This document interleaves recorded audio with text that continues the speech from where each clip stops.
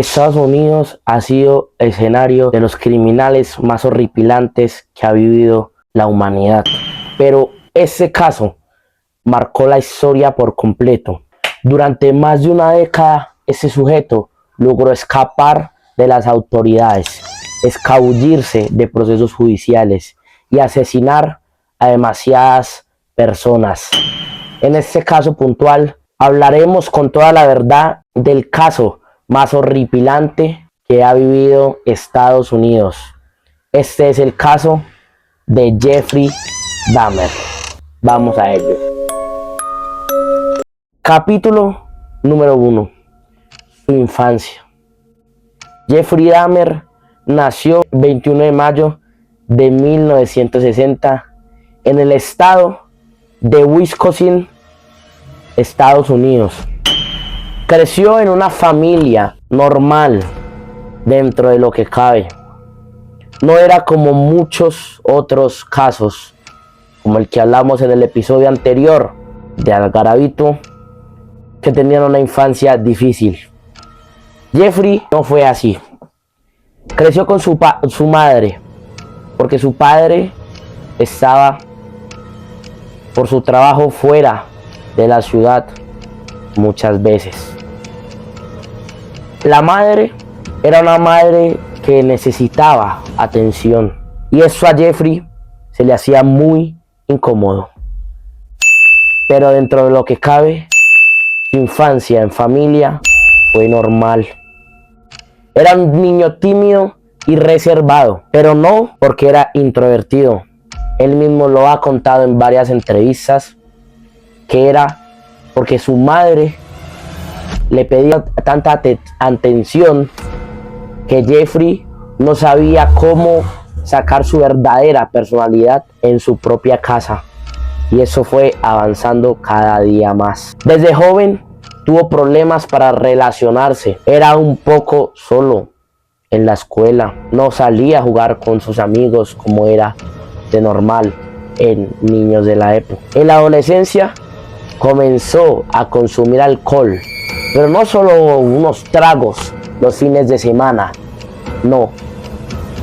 Comenzó así, unos cuantos tragos, pero después lo comenzó a tomar sin control, lo comenzó a tomar a diario, y eso desde la adolescencia se volvió un tema para hablar, se volvió una adicción en Jeffrey. No podía pasar un día sin beberse una botella de alcohol. Quienes lo conocían decían que muchas veces prefería estar solo antes que convivir con otras personas. Capítulo número 2. Su juventud. Jeffrey, durante la adolescencia comenzaron varios problemas que marcarían su vida. Empezó a consumir alcohol siendo muy joven, y según conocidos, eso afectó en su comportamiento.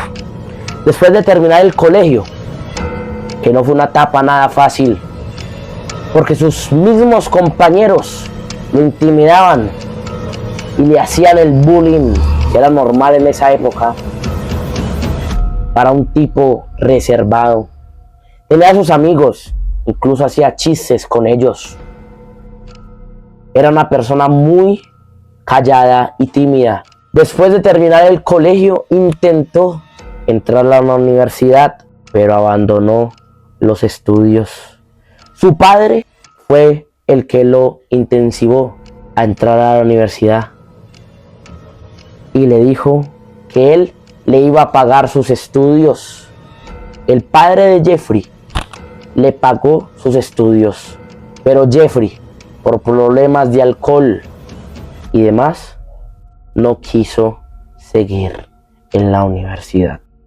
Su padre, al ver que nada mejoraba, ni con el alcohol, ni con los estudios, le preguntó a Jeffrey que qué quería hacer con su vida, que si no tenía un rumbo, un camino, un objetivo. Su padre lo metió al ejército de Estados Unidos, como era normal en esa época, corregir a los hijos. Sin embargo, eso nada mejoró, antes empeoró, porque también fue dado de baja por problemas relacionados con el consumo de alcohol. En el ejército hay un quiebre de esta historia que es muy importante. Jeffrey, por problemas de alcohol, metían problemas a su pelotón y en ese momento eran castigados con comida, y era común que si alguien la cagaba en el pelotón, era castigado por los mismos del pelotón sin que un superior se diera cuenta. El castigo a Jeffrey fue una brutal paliza entre todos los soldados. A partir de ese momento, trabajó en distintos empleos, pero nunca logró mantener una vida verdaderamente estable. Capítulo número 3. ¿Cómo inició todo? En 1978, Jeffrey Dahmer perpetró su primer asesinato, por el que más tarde sería condenado. En ese momento, las autoridades no lograron identificar al responsable y el caso permaneció sin resolverse por muchos años. Nadie imaginaba que ese hecho sería el comienzo de uno de los casos criminales más impactantes de Estados Unidos. El primer crimen de Jeffrey, un joven Stephen Hicks de 18 años. Jeffrey, que era una persona alta, mono, de ojos azules, llegó e invitó a Stephen a su casa a tomar un par de tragos. Jeffrey, hay que aclarar que confesó ser gay. Entonces lo invitó y cuando menos se lo esperaba, Steven, por detrás, con una llave de herramienta, comenzó a acribillarle el cuello hasta dejarlo inconsciente y matarlo.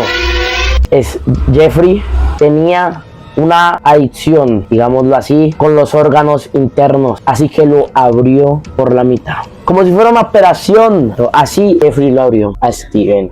El caso permaneció sin resolverse durante mucho tiempo. Capítulo número 4. ¿Cómo evitó Jeffrey ser descubierto? Uno de los aspectos más debatidos del caso fue cómo logró evitar ser descubierto durante tantos años.